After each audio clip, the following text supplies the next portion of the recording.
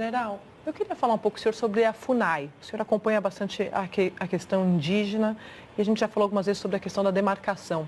Qual é, de fato, o plano, o projeto do governo Bolsonaro para as demarcações indígenas e também sobre o lugar da FUNAI dentro do governo, sobre em qual guarda-chuva ela vai ficar?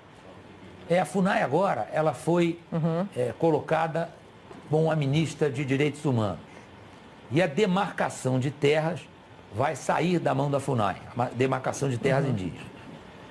O que acontece com a política indigenista do Brasil?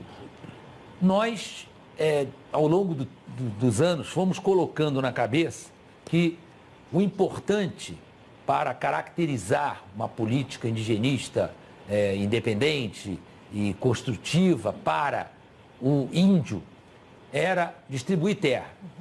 Eu vivi o problema.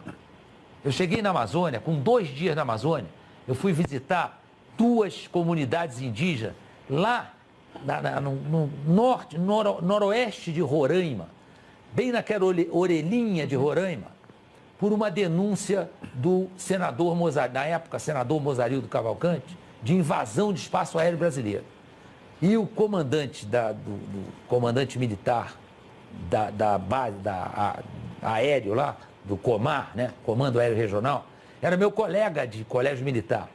Eu tinha acabado de chegar e ele falou: Heleno, vamos lá em Caramandatá e Chitei para ver o que está acontecendo, se tem invasão. Fomos lá.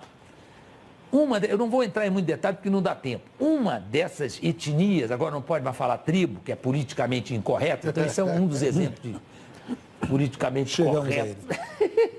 Então, o politicamente incorreto falar etnia, então, vai falar tribo. Então, essas 2 etnias, uma delas tinha até 2 freiras lá que apoiavam em termos de saúde. A outra, cheguei lá, tentei falar com o Tuxaua lá, o Murubixaba, o cacique, e não consegui falar.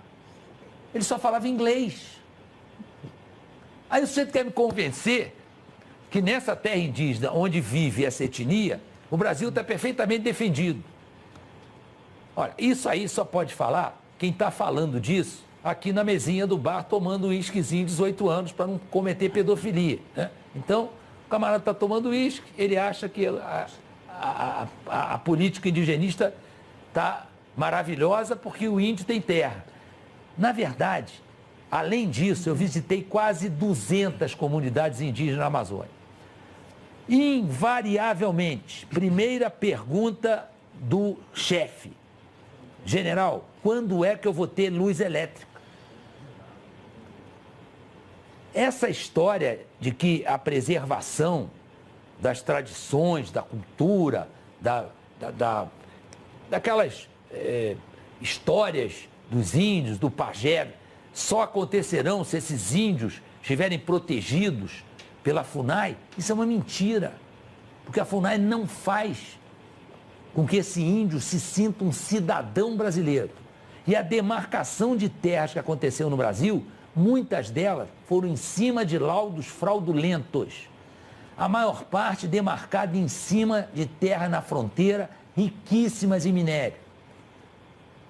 Pior, terras que hoje, emendadas, formam territórios que podem perfeitamente, diante desse documento, que eu sempre disse que era um documento espúrio, documento de lesa pátria, que é a Declaração de Direitos dos Povos Indígenas, que diz que o índio tem autonomia, que pode escolher sua forma de governo, não sei o quê. Se amanhã essa extensão de terra, um exemplo típico é o Yanomami, né? A extensão de terra em Yanomami é enorme, começa em Roraima e vai até a Cabeça do Cachorro lá no Amazonas.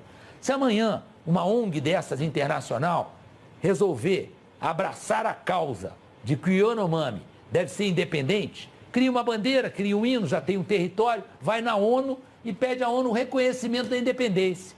Você perde um pedação do Brasil. E se você dissesse assim, mas esses índios vivem muito bem. Os índios da Cabeça do Cachorro, acima da cachoeira de Uaupés, que é o Alto Rio Negro, passam literalmente fome. Tem um documentário do Fachel excelente, mostrando os índios morrendo de inanição, morrendo por não ter remédio para cuidar da doença. e não conseguem pescar porque não tem peixe. O pH do Rio Negro, acima de Uaupés, não permite ter peixe. E a gente aceita isso passivamente. Isso é um assinte aos direitos humanos que tanto falam. Então, o índio quer ser um cidadão. Eu vi várias dessas comunidades, as pessoas quererem que os seus filhos frequentem uma universidade. Isso não significa que vão romper com as tradições e com a cultura indígena. Ao contrário, vão preservar com muito mais gosto, que vão se sentir cidadãos brasileiros com todas as tradições de povos indígenas.